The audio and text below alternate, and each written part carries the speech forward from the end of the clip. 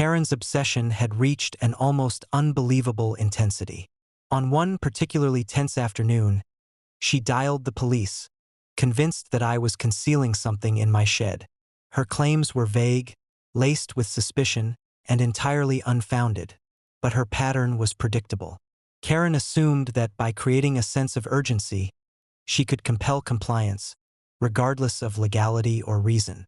I was already aware of her plan before she even arrived. My shed, like the rest of my property, had been secured and monitored, with access strictly controlled and all items fully documented. Nothing inside the shed was illegal, suspicious, or in any way a threat, but Karen's imagination and obsession with control required a target, and she had chosen my property. When the officers arrived, Karen was waving her arms, her voice rising as she described the emergency. "He's hiding something," she insisted. "You need to check it immediately." The responders, seasoned and experienced, paused to evaluate the claims. They could see the anxiety in her performance, but they also recognized the necessity of verifying the legality of her accusations before taking any action. I stepped forward calmly, presenting all documentation for the shed, its contents, and my ownership rights. "There is nothing unlawful here," I explained. "Everything is fully accounted for and within legal boundaries. Any attempt to seize or inspect the shed without proper cause would be considered harassment and trespass." The officers reviewed the documentation thoroughly, confirming that Karen's concerns were baseless.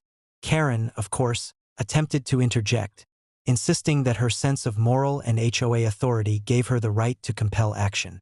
But her claims fell flat against the law, the documentation, and the calm authority I maintained. Every attempt she made to create a crisis was neutralized before it could escalate. At that moment, I made a subtle yet decisive move. I invited the officers to inspect the property at their discretion, fully confident that nothing would be found. The officers, experienced and objective, conducted a quick assessment and verified that everything was in order. Karen's face twisted with disbelief. Her obsessive assumption that something nefarious was hidden in the shed was proven entirely wrong, and her authority evaporated under scrutiny. The incident highlighted a crucial lesson. Karen's reliance on coercion, false authority, and dramatics was entirely predictable, and predictability can be countered. By preparing in advance, documenting every detail, and maintaining calm authority, I had neutralized her attempt to manipulate law enforcement and harass me. Her calls to emergency services, meant to intimidate, had instead created a clear record of her overreach. By the end of the day, the shed remained intact and secure. Karen, frustrated and humiliated, had been restrained not physically but legally and socially. Her repeated failures were now well documented, reinforcing a pattern that left her increasingly powerless.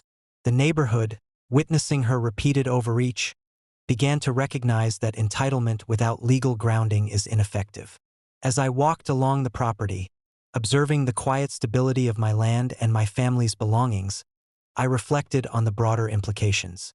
Karen's obsession with control, her escalating attempts to manipulate authority, and her reliance on emergency calls were no longer threats. They were predictable events that could be anticipated and neutralized. Each failed attempt strengthened the legal and social boundaries surrounding my property.